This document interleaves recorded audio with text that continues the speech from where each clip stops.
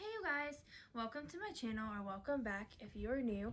My name is Emily, and this video was supposed to go out on Thursday, but I wasn't feeling the greatest, so I just decided to post this video today, and we'll try again with my new Tuesday, Thursday, Saturday upload schedule next week. So in today's video, we will be talking about the BrailleNote Touch Plus versus the BrailleNote Apex. In my last video, we did the BrailleNote Touch versus the Touch Plus, but I decided to do this video because I have a few people who were asking me if they should upgrade or talk to their VR vocational rehab about upgrading or whatever their situation may be, either fundraise or however they were going to upgrade, because these are expensive devices, and for most, I'd say most people, are a several year investment. I've been very blessed in how I've been able to get access to my assistive technology devices. So I wanted to do a video explaining why I personally think you should upgrade, pros and cons to both devices, a physical description of both devices, and just giving you all the information that I can give. And this video will probably be long, so if you have a few minutes, sit back, relax, and hopefully learn something. If not, feel free to add this to your watch later list and come back and watch when you do have some time.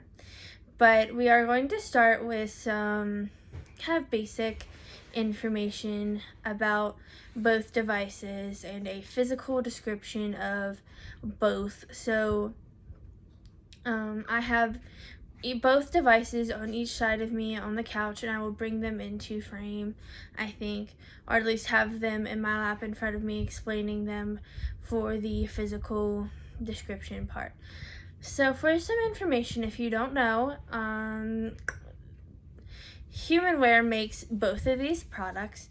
The BrailleNote Apex came out, I want to say either late 2011 or early 2012, and I believe I got mine in I want to say 2014, early 2014, as a gift.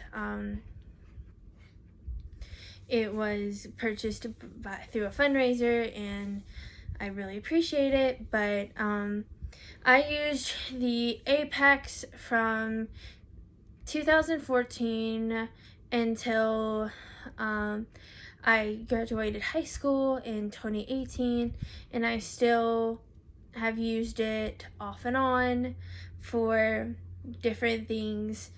When I had to get my original BrailleNote Touch repaired and things like that. And then the BrailleNote Touch Plus came out in 2019 after the original Touch. They made some upgrades to it, which I will link my previous video below, where I explain the upgrades between the Touch and the Touch Plus. But it came out in 2019, and I was fortunate enough to get it from my vocational rehabilitation agency here in Louisiana in August of 2019.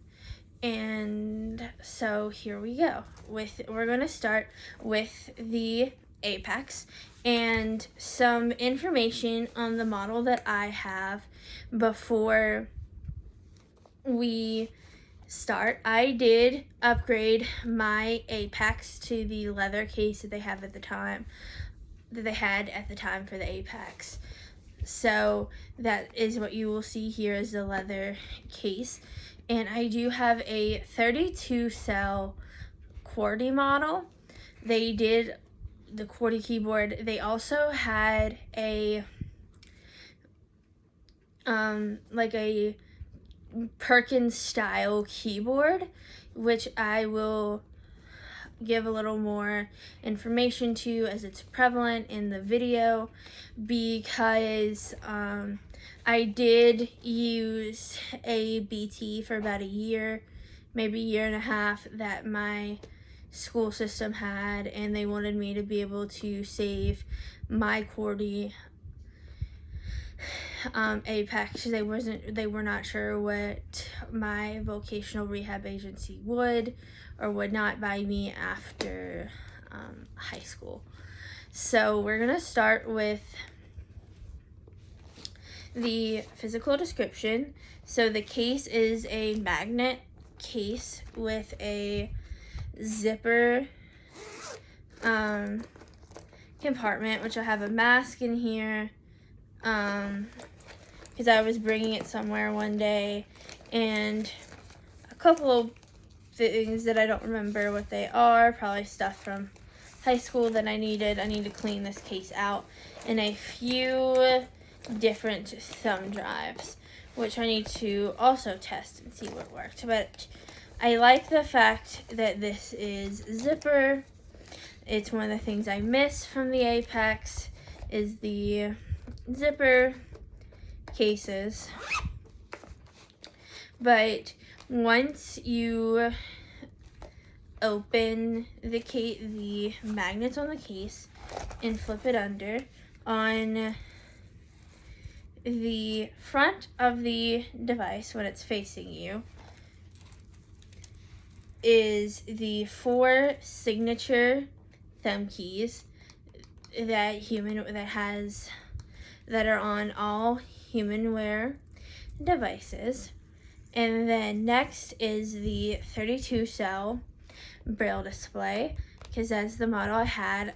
This also came in an 18 cell edition, but at least for my personal preference with note takers, I say get the biggest display size that you can, because I like having the most information available to you, especially when I was using this like in a high school setting. The more information that could be presented to me at one time was very important. And then right above the braille display are 32 cursor routing buttons. I explain these as kind of like a cursor or a mouse for like a sighted person, because if you're reading a document and you're trying to edit, you can use these cursor routing keys to like find your place in a document, or if you need to go back and change something in a different spot, you can use these cursor router keys to find that thing. And then on my model, you have a little bit above the cursor routing keys is the keyboard, which is just your basic QWERTY keyboard, which is nice. Some people complained that the keyboard was too small, but I have very small hands, so for me this was the perfect size. And then we're going to go to the top of the display, or I call it the back edge. If you're holding the device like you would use it, it would be the back edge. And there is 3 ports to that you could plug in a thumb drive into if you so needed. And then right next to that is an SD card slot, and then right next to that, or a little bit over, I believe I don't know if y'all can see them, but there's like LED. I believe these little holes are like LED lights, but I'm not really sure what the differences are because I don't have any light perception or anything like that to be able to tell you for sure if those are LED lights. But I remember that's what someone told me that they were LED lights. But then right next to that, I forget what order these are in, that this is in, but there's an Ethernet port for if you want to do a wired connection to your internet router, and a like a VGA like display port.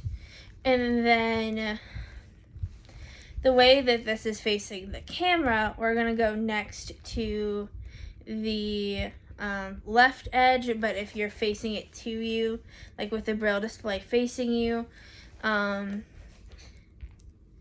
this would be the left edge. But if it's facing you like you would use it, it would be the right. Yeah, the right edge. And so on this, I believe is like your, this is like your headphone jack for if you're needing to listen to the speech while you're in a meeting or something like that. And then I forget that I think this is some sort of like USB host port, I believe is what this is called. I never used it, so I'm not exactly sure what it was for, but it was for some sort of connection. And then, no, it could be wrong. No, the port on the right, on this side, I was wrong, is the charger. On the right port is like where you'd plug in the charger, and on the right side is the charger hole. And one of the annoying things about this is the fact that you always would have to use a specific charger. It was, it is a specific cord that you can only buy from Humanware, and they are quite expensive. Last time I bought one several years back, I believe it was like $60 or something ridiculous like that. But then on the opposite side is your power switch, and then your microphone and headphone holes. And that is kind of a physical description of the Apex, just so for whenever I start spitting things out about the pros and cons, it makes sense. And now we're going to go to the description of the Touch Plus. So this is a fabric kind of case, but I like it. It's easy to wipe down. And the only thing I don't like about this case is the same kind of magnet flap, except it has magnets on 3 of the 3 sides that you can open. It has magnets on all sides instead of just in the front. And yeah, it's a nice case. The only thing that I wish it had instead of the Velcro, as you can hear, is that I wish it was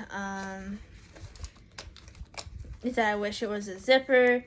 And then in here I have just some flash drives, a spare cable, which I believe that this is, this is for if you want to, the cable's for like if you want to plug it into a computer. Yeah, and just a cleaning cloth for the screen, which I don't really use, and some thumb drives. So we're going to close that. And then we're going to open it up. And then we're going to go on the front edge of the display. You have of the note taker, your front edge, when it's facing you to use, you have your 4 thumb keys, and then in the middle of your thumb keys you have a triangle, a circle, and a square. The triangle button is like a back button, So if you're doing something and you want to go back and you don't want to use the keyboard commands, you can go back. There's a home, or the circle button is like your home button, or if you press and hold it, it is your Google Assistant button. And then if you press the square button, if you just tap it, I believe it will bring you to your app switcher, but if you press and hold, it will bring you to your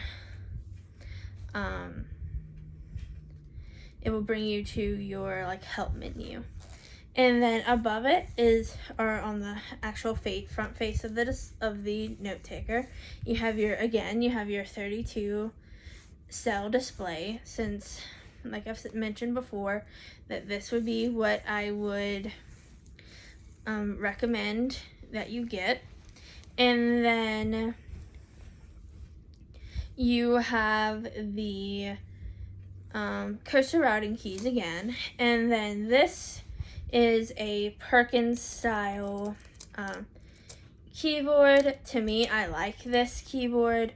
The only difference between that I can remember between this and the BT Apex as far as the keyboard would be that between dots 1 and dots 3 that there was a scroll wheel that you could like click and it would do different things.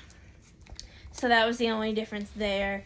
But when I used my BT, I never really used the scroll wheel, so for me that really wasn't that big of a deal. But as far as the keyboard goes, that's the only differences there. But then another difference I just thought of is that the keyboard is actually a smart keyboard. It is part of the case. It can come off, and you can use this like a tablet, because you can use the touch screen. I don't know if y'all can see this, but this is my touch screen. There is somewhere on here a small there's a crack. I don't know if y'all can see that in the camera, but just right wear and tear. I don't use the touchscreen very much, but the few times I have, the little crack hasn't really meant or done anything. It's just more cosmetic than anything. But this touchscreen for me has been really nice, especially if I need a friend or something to take a look. I can hand them, make sure the visual display's on and hand it to them. Or I was having trouble getting my BrailleNote Touch Plus connected to UL's Wi-Fi for the fall of 2019, and so I went to our school's like IT help desk, and I was able to basically turn off the Keysoft accessibility mode and hand them the device and basically say, hey, you can use it basically like an Android tablet, just ignore the braille display. And they got it connected for me in under 5 minutes, which is so nice, because I remember whenever I needed to get my Apex connected to our school's Wi-Fi for something, it was like a whole thing. We had to get a display, or we tried Bluetoothing it to an iPad to do like a visual display thing, and then that wouldn't work exactly right, so we had to get like a monitor. It was like a whole process. But for this, they can basically connect it how they would connect any other tablet or anything like that for another student, as long as you press and hold the volume up and volume down to turn off the accessibility mode. So for me, that was a lifesaver. And then we're going to start with, if it's facing you to use, it's going to be the back edge. It has only one USB, like thumb drive port, which for me was at the beginning kind of annoying, because I was used to having 3 USB ports to be able to like copy and paste, because I'm someone who has a lot of thumb drives, so being able to copy and paste one thing to another type of deal was nice. But this, you have to like copy to the hard disk and then copy it to the internal storage, then plug in your other flash drive and paste it. So that's my biggest complaint about the hardware, is not having multiple thumb drive ports. That is like my biggest complaint about this device, honestly. But that's just me, probably being a nerd. Probably most people don't have that problem. That's probably just a me problem. But the next port over is a SD card slot, and I believe there is differences between the Apex SD card and the Touch Plus's SD card. Like, it's better in some way, but I'm not a technical junkie when it comes to SD cards, so I couldn't tell you the difference. And then next over is the like a display port, to where you could plug in a display of some kind to your Touch Plus for a presentation. And what's cool about the Touch Plus is that you can do video and audio. I'm not sure if the Apex here can do that. I don't think so. I know it could do your visuals, but I don't think it could do your audio. So, that's cool. And then on if you're using it, it would be your right side, but if it's facing the camera like it is now, it'd be the left, is your headphone. I believe top is headphone adapter, next would be like your microphone adapter kind of thing, and then right under that would be your play pause button, like your action button if you're like listening to an audio book kind of thing, or if you are or if you're, I think it might work as like a record button in some like voice recorder apps, but don't quote me on that. But yeah, and I forgot, before we continue with the physical description of the Touch Plus, I forgot to mention on the here on the Apex, there is a record button on the very, like on the bottom, if it's facing you, it'd be the left edge, but if it's facing the camera, it's the bottom of the right edge, and you can record things. It's under your headphone and speaker jacks, and that was helpful, especially in Spanish. That's the only complaint I have about the software of this device, really, is that it doesn't have a built-in voice recorder, because that was really helpful in my foreign language class. And then also on this, you can look it up if you need to know the exact location, but it's on the top on the same side as the record button. It's above the power switch, and it's your reset button. I just forgot to mention that, but that is it for the right side if it's facing you like you're using it, and the left if you are facing the camera of the Touch Plus is the headphone jack, the speaker jack, and the action button. I'm sorry, I had to think about what it was called. But on the left side if you're using it, and on the right if it's facing the camera like it is now, is honestly my favorite feature of this device is the fact that it has a USB-C charger plug-in dealio, which is nice because in an emergency you could like run to a store or a gas station to buy any old USB-C cord. I wouldn't recommend this long term because I have a really good one. It's not right here. That I recommend using the Humanware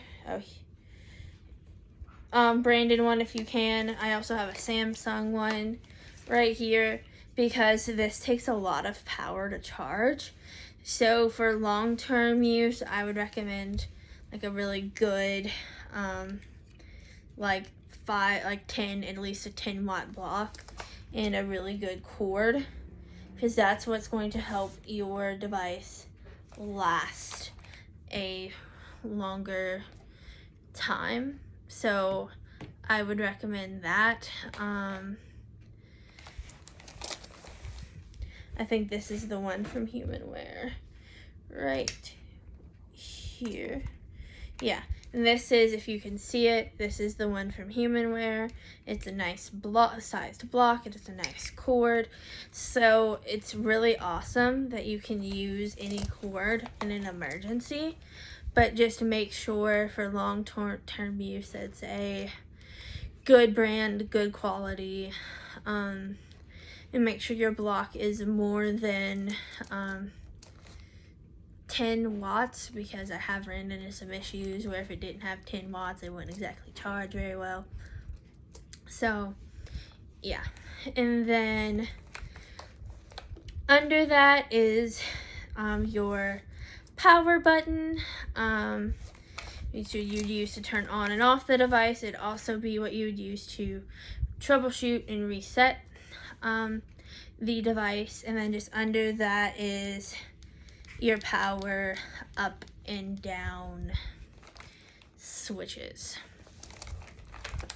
So that is your basic, let me turn off speech.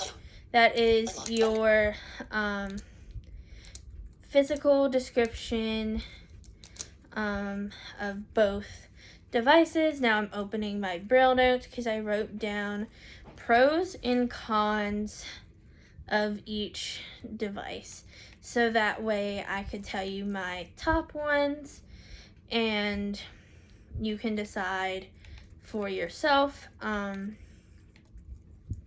But I'm also going to interject right here that I definitely could not go to the Apex or back to the Apex full time because of YouTube, and I also have like I said, I do a lot of work on YouTube, so it's helpful to be able to, read comments and things if I need to on the go. And then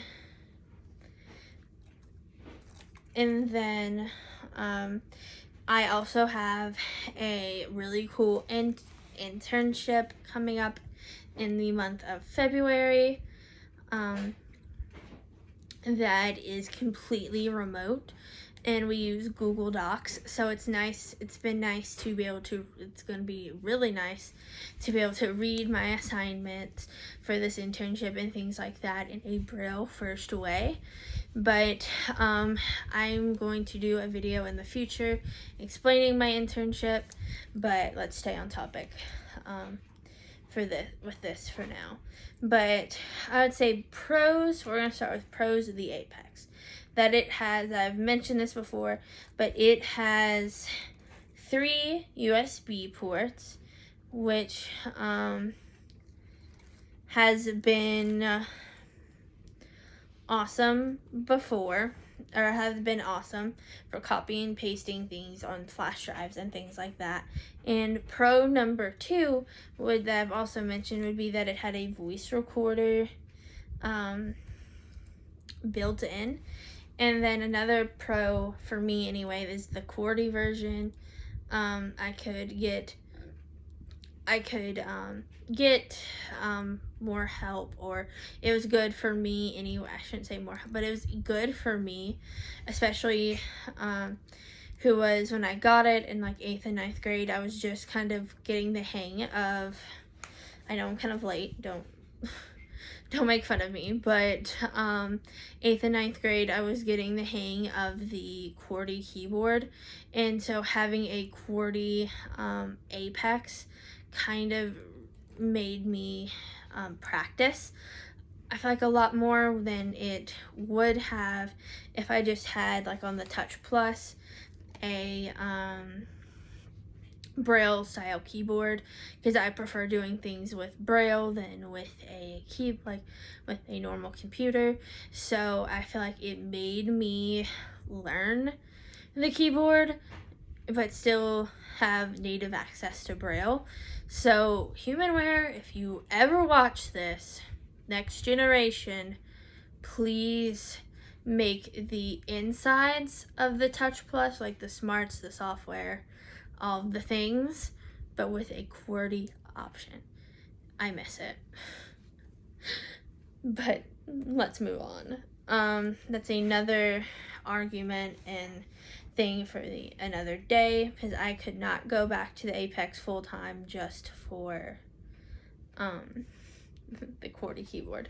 But con number 1 is that it does it runs on an old operating system, which makes it makes you not be able to do things like web browsing or email very well, if at all. I was last time I attempted a few years ago, with everything updating, it runs on a Windows CE operating system, which I don't even know when that was a thing. But last time I tried, with everything updating, you couldn't even hardly, if at all, pull up things like Gmail, Google, Facebook, basic things. And if you could pull it up, you couldn't access all of the functions. It was very slow, very clunky.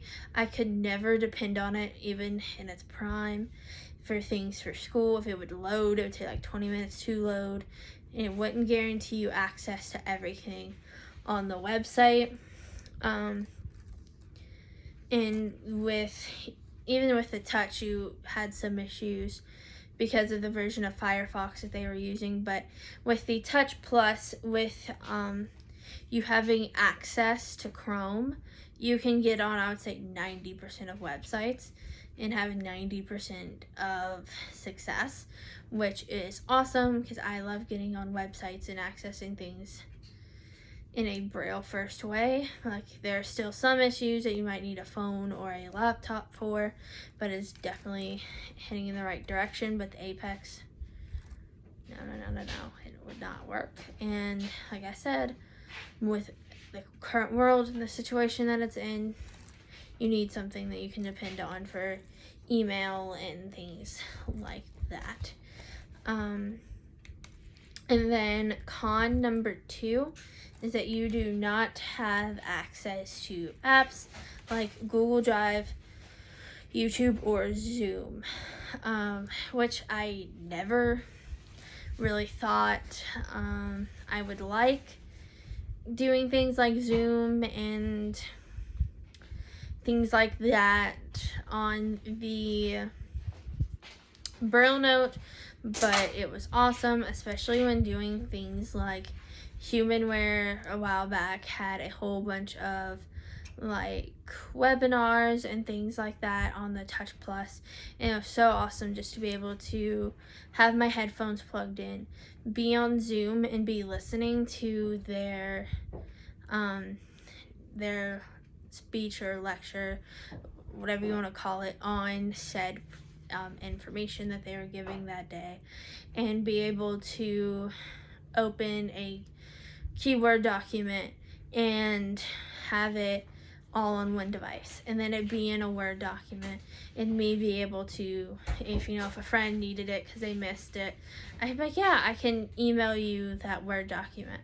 And so that was helpful and really cool. Or just in any situation, be able to, there were several times to where before classes and things were virtual with the Touch Plus, to where I would be able to type, or even when things were virtual, to be able to quickly type an assignment that was given to me during a lecture and email it without having to convert it from the Apex's normal or default thing into a Word document, worry about when they're in the transfer, did format go wonky, because that was always hard for me, because since I couldn't see it, and now with everything with the Touch Plus defaultly doing everything in Word, I know the formatting is usually at least decent to email things to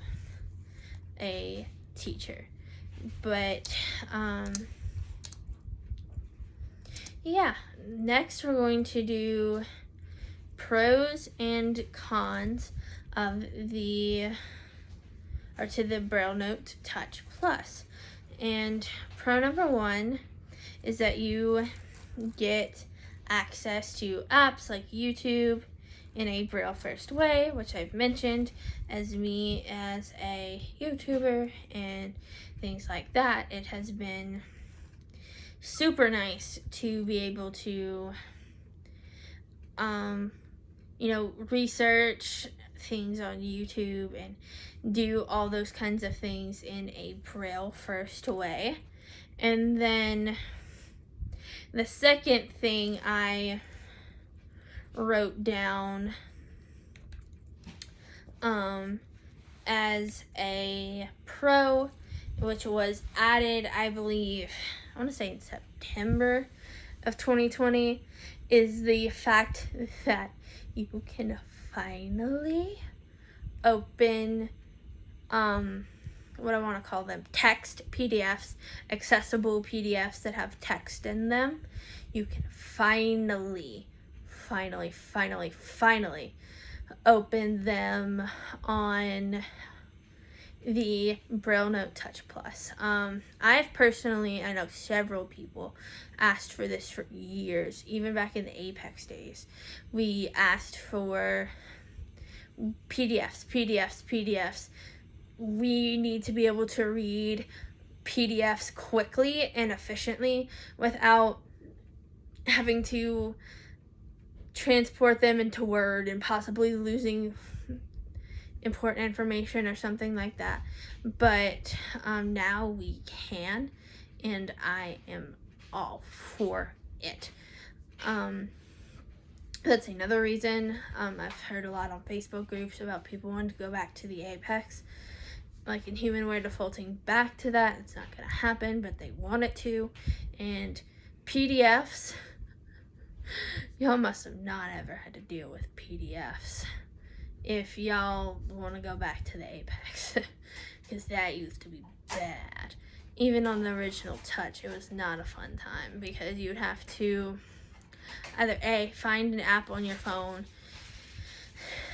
convert it, and then email it to yourself and save it, or save it on a thumb drive, or do it on your computer, or On the Apex, you either had to do it on your phone or your computer. But with the original touch, you could put it on the device itself and then transfer it. But, or transfer it with an app on the touch. But now, with the Touch Plus, not having to do that, unless it's an image, which that's a whole different other story. But text PDFs, it's been amazing to not have to. Always having third-party conversion software for these types of situations. And then lastly, a couple cons. In my opinion, the Apex is a little lighter and not as heavy, so it wouldn't be as heavy in a backpack or something like that. And I've noticed that the battery runs a little longer on the Apex, but I think that's just because it doesn't have as heavy of a software load. But that's just my opinion. But I could never use the Apex full-time ever again. And this is why, and this is kind of my opinion on the whole subject, because I wanted to make this video because I've seen this subject come up several times in forums and things like that for BrailleNote users. So I wanted to, since I have a YouTube channel now, be able to give my long-winded answer, because I've always just given a short form answer.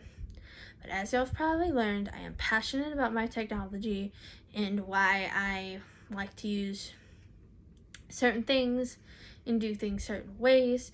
So I want to be able to use my platform and give my long-winded answer. I hope y'all enjoy.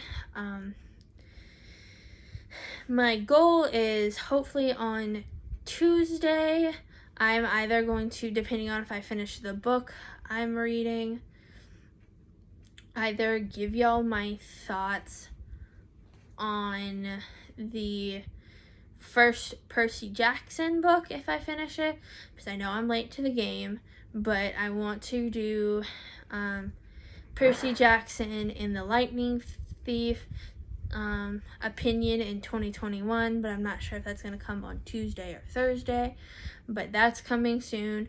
And y'all can expect my opinion on the first 10 or so seasons of Grey's Anatomy, because I believe I'm almost done with season 9, or it's probably going to be my first opinion on the first 9 seasons. And if I'm going to watch 10, 11, 12, 13, 14, 15, if I'm going to watch the last 6 seasons. So, yeah. So that's what y'all can be expecting coming up soon on the channel. So, stay around. See y'all next time. Bye. Take picture, take picture, take picture, take picture. Stop it. 42 minutes. Stop recording video.